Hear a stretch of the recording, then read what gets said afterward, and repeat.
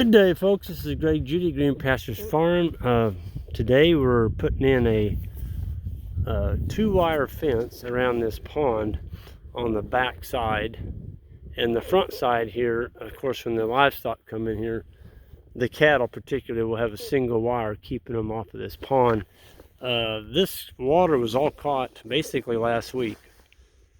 Well, we had a little pool in the bottom, but that thing almost filled up in a period of, I don't know what it was, about 5 days. Just rained every single day and it caught a lot of water. But we're putting in a high tensile fence. It's electric, and we've already got the corners in, and we're using the sucker rod, the 6-footers. And well, my eyes are focused on that log too. I can't wait to get that one on my mill. That's a 12-footer. It's going to make a lot of nice 12-foot 2x4s for the shed that we're going to be building. Or actually,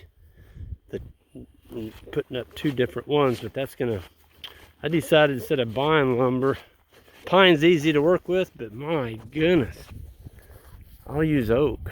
The cost of pine, you know, I went to the lumber yard the other day and I was expecting to find an 8-foot 2x4, you know those ones you used to buy for $1.29. Well, now they're $5.29. No inflation. That's what the government keeps telling us. There's no inflation. I don't guess they ever go out and buy anything, because inflation's all around us, folks. Everything's going up. Everything we buy is going up. So you better figure out ways to do things without having to buy a lot of stuff. Anyway, we had this pond built this fall. We seeded it. We put the big round bale hay on it and took a pitchfork and spread it out. You can see the spillway there. This does have an earthen spillway, so as that fills up, the water will creep out through that, and then it hits that big brush pile down there, which will prevent erosion going down that hill where Isaac's coming at me there. And so what we did, we've got the corner post driven, and we're redoing this fence. This is the 2-wire fence that was in here when we built this pond. So we just rolled all the wire back, and we're getting ready to put it all back in. But we had to go back behind the pond, so the wire didn't reach quite, and so we had to get the spinning jenny out and run some more high tensile wire. But folks, that's some of the vegetation that's on our fences. Now this is a hot fence. We just never shut it off. It is shut off right now while we're working on it. But here's your sucker rod. That's an 1.25 inch sucker rod. That's the post that we sell now in concert with these timeless. Gosh, I love these timeless posts. Isaac's coming up through here right now at me, and he's putting in the timeless as he comes. I'm telling you, you drive them in the ground, you get them in there 1.5 feet, 2 foot, you can't pull them out. They form that wedge lock, and see, they're all pre-drilled, every one of them. No painting. The fiberglass, of course, that we use, we have to paint that if you don't want it to fray out. And some people use fiberglass and they never paint it. It just gets really hairy, because the fiberglass, what happens is the sun UV erodes away the epoxy or the polyester resin, whichever one they use, and you're left with fiberglass strands. And when you get a real heavy rain, that fiberglass strands will soak up water. If you got there with a meter, a fence voltage meter, and touch that wire or touch the post that's fuzzy in a good rain, you'll see it's leaking voltage off of that post. If you don't have a lot of them that way, maybe it's not an issue, but we paint them. We just paint them, and we paint them with enamel, Rust-Oleum.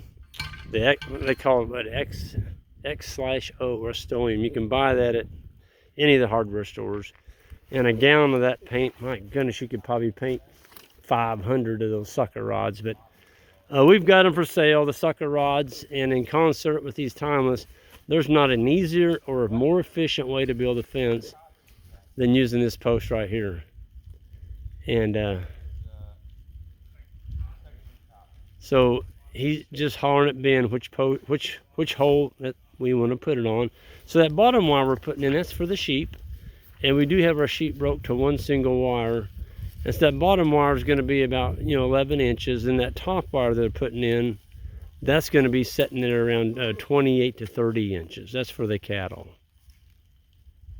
They driving pretty good, Isaac? Oh yeah, way better than those fiberglass. Yeah, those go in good, don't they? Yeah. This particular one that we're putting in is a 4-footer. I wouldn't use this particular post on a perimeter fence. I'd go with the heavier one, the 1 3/4 or the 2-inch. But we're only running 2 wires just through the woods. And the reason we're not running the wire through the middle of the post is this wire was already out. So when we built this pond, we had to roll all this wire up on a Jenny, then unroll it all back again and run it back through those holes. Ben's just coming along behind and putting wire right through the hole that we want, and then he's wiring on the high tensile wire to the hole that we need. So you're using the second hole up, Isaac? Yep, second hole from the bottom, and then second hole from the top. The second hole from the top, and that's giving you about a 10-inch sheep fence, and then the 30-inch cattle fence. Yeah, and we could probably go at the top, and it wouldn't matter, if we ran it from the top, but... So if your person didn't have his sheep broke to just one single wire here, you'd want to run probably 3 on the bottom. And that would be easy to do with these timeless, because there's 1, 2, 3, 4, 5, 6, 7, 8. There's 8 holes drilled in there. So you can just pick which hole you want for your sheep. Keep them fairly close together toward the bottom of your fence, because that's where the sheep like to go through. If they see a weak spot in your fence. Folks, Isaac and Ben's got that fence tight. And it's all being held tight by right there. Look how that fiberglass post. I mean, now of course the top bar's not tight yet, but look at this bottom one. I mean, that sucker is like a fiddle string. And you want a little flex. See that post when I'm pulling it flexes a little bit. You want a little flex in it. Otherwise, when a deer hits that at 30 mile an hour or something chasing it, your post gives just a tiny bit, and you won't break your wire. You notice when we go around a post, we go on the back side, and this piece here is soft galvanized soft wire. It's not high tensile, that's soft galvanized wire. And we just put 2 turns in it, and we drill a hole through that post. That's with a 3/16 inch bit. And you notice when I drilled the hole, see where I drilled it? I just go barely into that post, about a 1/4 inch. Don't drill through the center of that sucker rod. If you do, you're going to burn up a bit a lot faster. It's going to get dull quicker, and you don't need to be doing that. If you drill through the center of the post, it's just more work, and it's harder on the bits. So I like to go about a 1/4 inch in, and I pull against the post. See that? So when they get the tensioner, well, what's keeping that thing so tight? Well, I'll show you. Isaac's down here. Matter of fact, he's getting ready to put on the other ratchet right now. So he's going to do the old hangman's noose. We don't use a lot of crimps. We use the, well, he's already got one on. Which should be good. Well, he's already got it on. It's kind of an ugly hangman's. Well, that is an ugly knot. Because I didn't have anybody pulling tension. Yeah, that's that last one. Yeah, the last one I was helping you. I was pulling tension on it. But you know what? That's not going to come off. No. So what I did, I tied it so that this is, facing up. Yep. And I ran my wire through here, and you just do the width of your pliers, yep. And you just bend it back over, and then it just slides like that. And now, if I want to, jack it up. I'm going to hold it for you. You go ahead and show them. Folks, it's a lot easier if somebody grabs the end, like where I'm at right here. I'm just going to hold a little tension on that for you. There you go.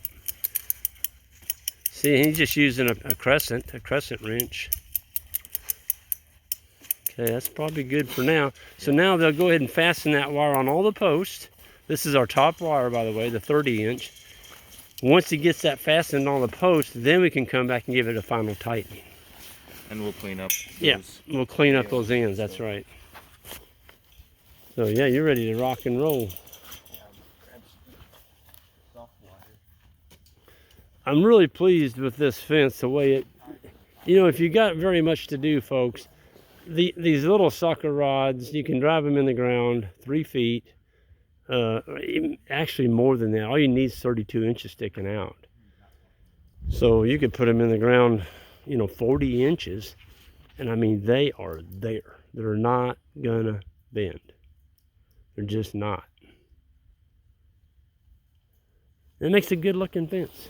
It makes a darn good looking fence when you're done. These are, what Ben's fastening on there is an old fiberglass post. Those are the ones you gotta paint, you gotta drill, you gotta cut it, of course, the length you want.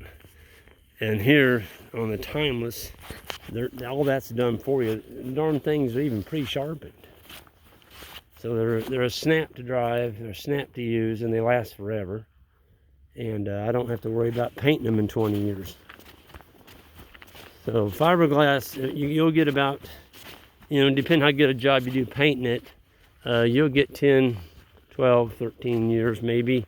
A really good paint job, you might get 15 to 20. But most of the time, not. Because most people don't do the best job of painting. But I'm really excited about this. It's going to make a good looking fence. And we're just tickled to death to get this put in because the cattle are headed this way. So this pond, it does have the pipe in it. And it does have the downspout on the back, the shut off. And this one will have a tire tank on the back of it. So it's still got 1, 2, 3, probably, that spillway is probably 4 foot down. So we're going to catch another at least 3 foot of water, which is going to bury that pipe right there. You won't see that pipe anymore. That is the pipe that's letting the water through the base of the dam. So Johnny put a big V in this dam for me, and I put the pipe in and he covered it up. Something white. Something white in my pond. What is that? Yeah. That's just a piece of foam. Probably blew in from the road. See the holes drilled in that pipe? Maybe you can't see it from here. I'm not going to get any closer, and I don't want to drop my camera in the pond. You can see there's 1/4-inch holes drilled in that pipe. And the cap's got 1/4-inch holes drilled in it. And that's secured into the bottom of that pond with a 1-inch fiberglass rod, polyethylene rope tied to that rod. So it's never going to rot, never going to rust. And it's going to be underneath the water where the UV can't get a hold of it. And there's my cap down here. There's the shut off. And there's the pipe coming up. So the tire tank will be sitting right over the top of that 2-inch pipe coming up right there. Good flow of water. That's going to, this system will handle easily 400 head of cattle. And we'll have a rock pad on it. And we'll dump the rock up on top and have Johnny take his skid steer and just haul it down here a bucket at a time on geotextile fabric. So we'll have a good solid platform for him. But here's the shut off. I can't get that off there with one hand. Yeah. So I'm going to set this down and I'll show you the shut off.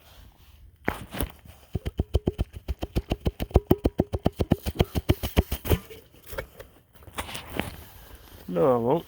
It's got water over it. Anyway, there's a Schedule 80 shut off under that water. And that's why I use plastic, or I like the plastic. That's the polyethylene. Back up on that is PVC, because I glued it on. You can't glue polyethylene. It's PVC, Schedule 80. Anyway, that valve right there is about $45. If you buy a brass one, 2-inch, you're looking at about $200. And there's no pressure on it, so you don't need a super expensive brass valve on your pond for a shut-off. Use PVC, and it's going to be in that pipe with a cap on it. Folks, it's going to last you 100 years. It's just not going to give you any fits. I've never had any of them ever give me a problem. So use PVC. This is a pretty good sized dam. I mean, think Johnny worked on this about a day and a half, something like that. Got us in a nice hole of water. See, we didn't have any water on this side of the farm, and now we do. So it's going to allow us a lot better management of our grasses and our grazing program, because now we got water. Water is essential for life. And it's been raining all day, just like you're seeing on that pond. Just a little bit of a sprinkle. And grass growing weather. March 25th, grass growing weather. We still got some firewood up here to clean up. Get these logs hauled up to the mill. Clean up the tops. Get that brush hauled into the habitat for bunnies. And this is some of our silvopasture up here. It's just a beautiful little farm. It's what is this? This will be our beginning our 4th year with this 120 acres. So we're excited about it. The pastures are getting green. The cattle will be here in about 3 weeks. And by that time, it'll be ready to graze. Because it's coming. It's coming fast. You can see where we unrolled the hay up here in this savanna silvopasture type area. And I was pulling some of that back a while ago, and there's earthworms all in that. Pulled up here first thing this morning, and there was a turkey up there on that ridge. He saw me. He didn't waste any time. He got back in the woods. But what we're finding is the deer and the turkey, they both like these type of areas where they can come out into these areas. They can pick up bugs. The deer gets lots of sprouts. And if danger approaches, they can go whoosh right into that. So they're always 1 or 2 steps away from safety. Yet back where in all those cedars and stuff down there, there's no food in there. I mean, there's a few nuts in the fall, but the trees are so thick in there, they're not even putting out a lot of nuts. Where up here, I thinned them out, there's a ton of nuts on the ground. That's why you see a lot of deer up here in the fall. They're always up here harvesting these nuts, which I think is kind of cool. So you've got to open up your canopy, 50 to 100 feet between trees, and you'll start to see a big difference. The trees will grow more, you get a nicer log, and you're going to get a whole lot more nuts. And you can see the autumn olive over here, the invasive. There it is. There's the invasive autumn olives. We've got quite a few out there in that pasture, and I get a lot of people that come on tours and like, Greg, you better cut them down. Like, I'm not cutting that tree down. I'm going to use that tree. And our cattle use them tremendously. They get, on a 95-degree day, you'll find 8 or 10 of them parked underneath there with a big smile on their face. And I'm controlling them. They're not taking over this farm. So if you've got some big autumn olives, and you got a way to control them, be careful. Don't go out there and just chop them all down. You may need them for shade. I was on a farm, when was it, Monday, and consulting for a young couple here in Missouri, and they need shade over there. They don't have any shade. There's a little bit on one side of the pasture, and you can tell from the previous owners that ran livestock in there. Of course, they continuously grazed it. That's where all the fertility got laid down, was right by those trees, so much so that it killed the ground, and there's not another tree in the pasture anywhere. So you give me those. Yes, it's an invasive species, but you know what? They throw out a lot of shade, and they are a legume. So they're fixing nitrogen, and they're helping me build the soil on this old bankrupt farm. This is gonna look awesome. In 3 weeks, are you kidding me? Look at the clover, it's coming. I'm gonna pull back this manure pat. This one's laid down. Oh my gosh, look at that. Oh, there's another one. We can look at the manure paths and see what's happening. Look at that. All the holes in it. I'm going to lay you back, guys. You just keep right on working for Mr. Greg. I appreciate it a whole lot. Thank you. By the time the cows get here in 3 weeks, a lot of these manure paths are going to be gone. Look at the grass coming up through that one. If I pull it, if I can get my hand in it. Oh my gosh, look at this. Folks, this is a farm that didn't have any livestock on it for like 35, 40 years, except for a handful of goats. And they were not grazed right. They were kept in a darn lot, a dirt lot. But now, look at this. So the biology is coming. I didn't have to go buy worms. Just good grazing practices, folks. No Ivomec. Don't be putting all that crap on your cattle. And all of a sudden, you're growing a lot of grass. I had a guy the other day sent me a private email. It's like, I think he might have been an Ivomec salesman. Basically, he said he didn't appreciate me telling people to not use Ivomec on their cows. And I said, well, sir, we haven't ever used it. I did back when I very first started over 20 years ago. And I said I couldn't get anything to eat my manure paths, and I killed all my dung beetles. Now we've got all that coming back. We've got the dung beetles coming back. We've got tons of earthworms. And I just hate to see people go broke putting all this stuff on their cows and making this right here a toxic liability. It's a toxic liability. Because there's nothing to lead it because you put all that crap on them. Don't do that. And you can do this. Oh my gosh. Look at the worms in there. Look at that. Folks, this is a farm we've only had 3 years. And there wasn't anything here but broom sedge. Look at that. Oh my God, that's a big old fat one. I could catch a bluegill with that one. Big old fat worm. But I'm not going to do that. I'm going to let him reproduce. There you go, guys. I'm sorry I disrupted you. So just remember, keep the money in your pocket. Build some immunity on your livestock. Let them stand on their own 4 feet.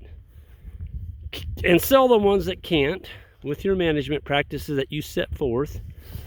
And then at the end of the year, you're making a living. You're making a good living on the land. You're not giving away all your wealth to somebody else. Okay?